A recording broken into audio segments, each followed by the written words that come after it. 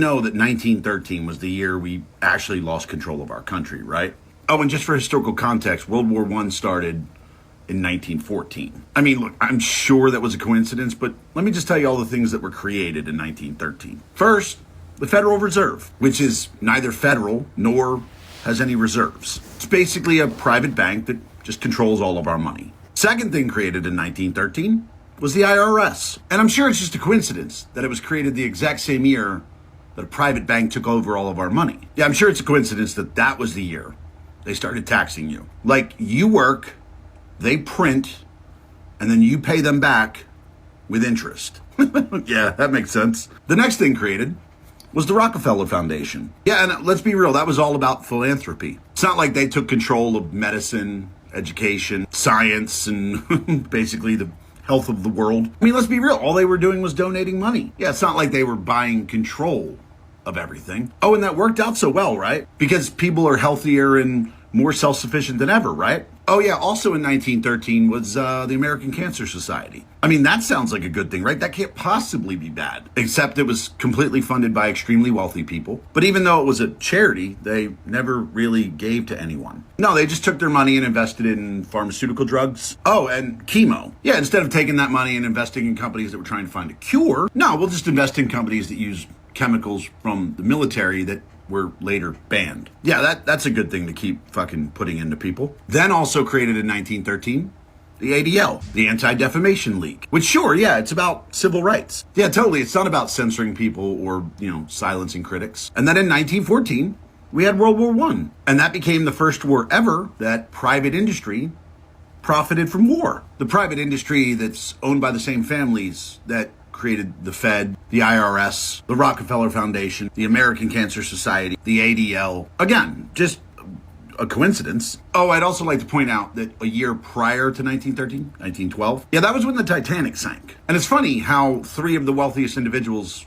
on that ship were the loudest voices opposed to central banking. Oh, and there's also the little tidbit that JP Morgan was supposed to be on that boat, but he canceled at the last second. But yeah, that's conspiracy. That's tinfoil hat talk. So what's happened since 1913? Well, the dollar has lost 99% of its value. Our debt has just become like a number that we ignore. Middle class getting fucked daily. War is now an industry instead of a conflict. Oh yeah, and your money isn't real anymore. Like, it's just not real. It's not backed by anything. It's just numbers on a paper that private bank prints. So guys, look, if you're worried about America being conquered or, a rebellion or it being taken over, I just want you to recognize that you're more than 100 years too late. That shit already happened in 1913.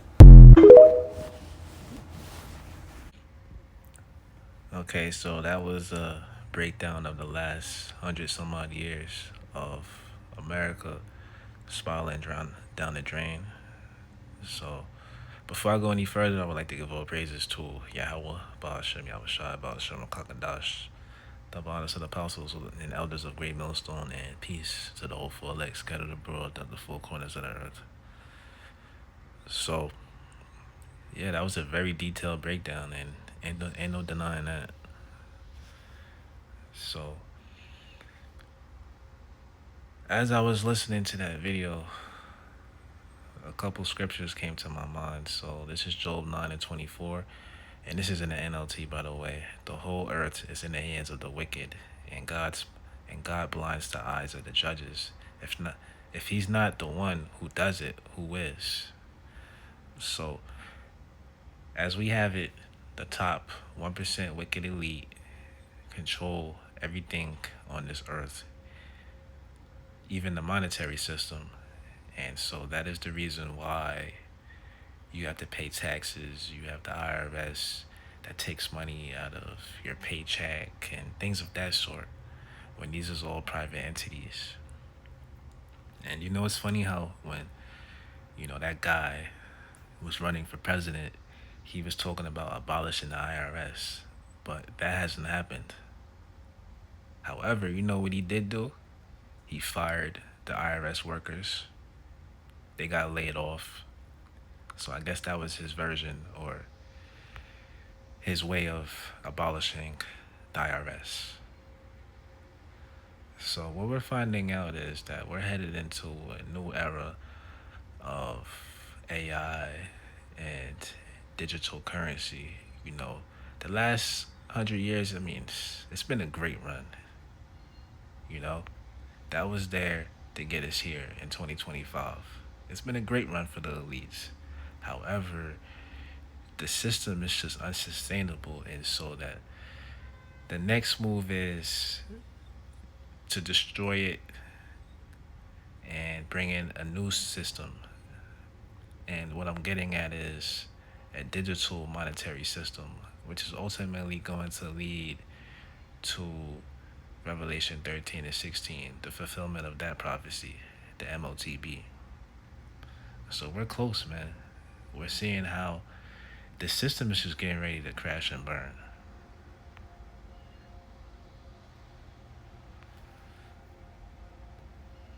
So it really, it's like a controlled demolition.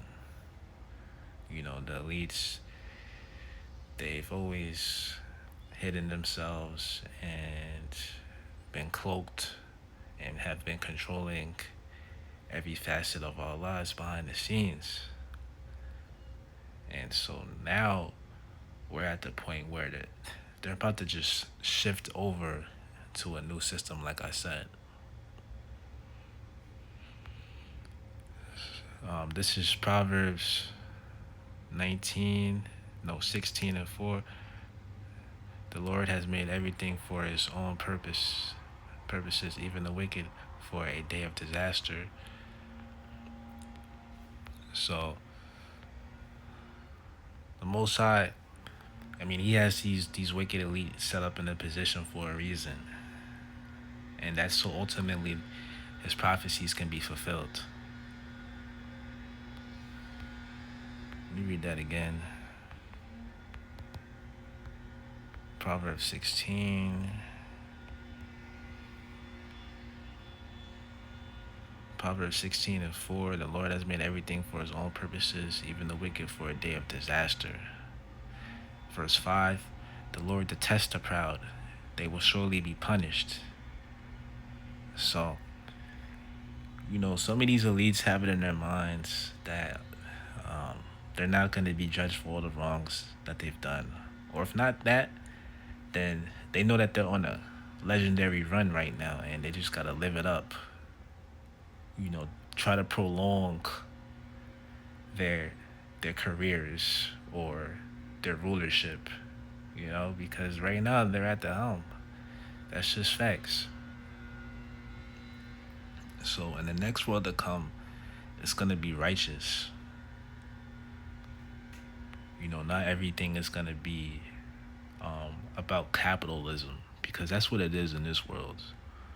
You know, it's all about the bottom line, and the little people don't matter.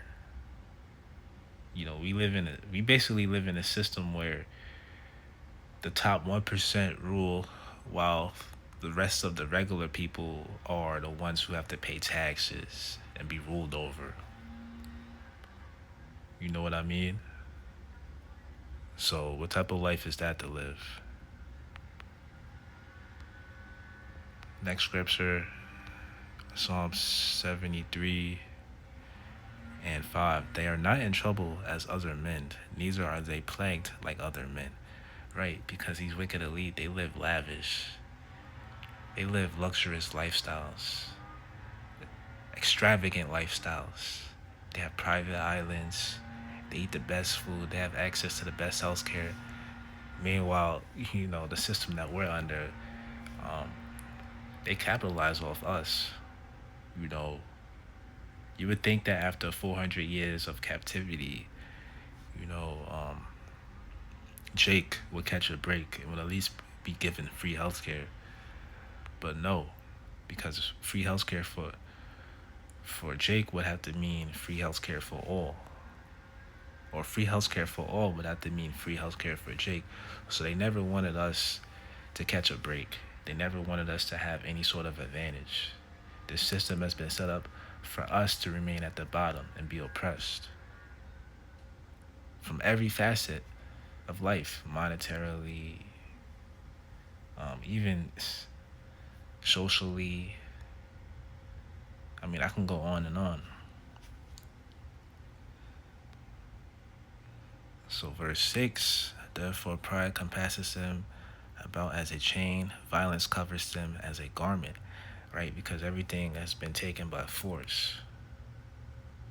If not force, then by guile. But initially, everything was taken by force. I mean, look at what they've done to increase the landmass of the country. Taking it from the Native Americans and stuff like that, just so that they can set up their system to rule over everybody, you know, from Jake to your regular everyday Edomite. So, really, it's the elites that run everything in this world, and they've been deflecting and making it seem as though that it's people of color or minorities' fault as to why this system is failing and collapsing, and as to why wealth isn't being spread, you know. And they've done a great job of deceiving people, but it's getting harder for them to hide.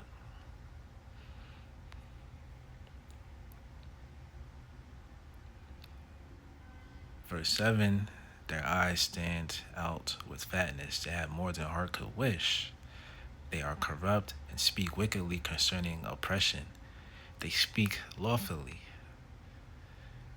They set their mouth against the heavens, and their tongue walketh through the earth. Therefore his people return hither. The waters of a full cup are wrung out to them, because they spread their propaganda throughout the world, and they spread their narratives, which deflects the attention from them, because who controls the media? Verse 10, therefore his people return hither, and the waters of a full cup are wrung out to them, and they say, how does God know? And is there knowledge in the Most High? Behold, these are the ungodly who prosper in the world. They increase in riches. Verily, I have cleansed my heart in vain, and washed my hands in innocency. For all the day long have I been plagued and chastised every morning. If I say I will speak, thus behold, I should offend against the generation of thy children. Because it's like every day that you wake up in this world, it's just vexing of the spirit. It's like you're in a state of mourning. It's like, oh, I gotta get up, I gotta go to work today. Oh, society doesn't understand me. Oh, I'm tired of living life this way. A lot of people chase validation in this world, and they wonder why that they're never satiated. Well, it's because maybe there's something different about you. Maybe you're of the chosen. So don't fret if you feel as though this world wasn't meant for you, or you're just isolated, because this world that we live in is temporary. And when I mean this world, I mean this current age and rulership, this era.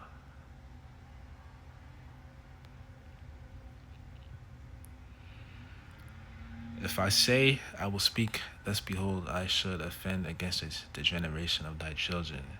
When I thought to know this, it was too painful for me. Until I went into the sanctuary of the Most High, then understood I their end. And the sanctuary of this Most High is coming into the knowledge of the truth of the fact that you're an Israelite, the understanding of prophecy, the understanding of Yahweh Shai and who he's coming back to redeem, and the kingdom of heaven. That's precious knowledge right there, and it's comforting. So the fact that we don't have to be subjugated to this oppression for the rest of our lives, or from generation to generation, is a beautiful thing.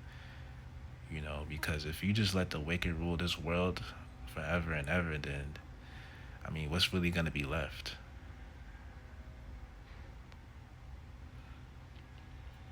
Verse 18, surely thou didst say them in slippery places.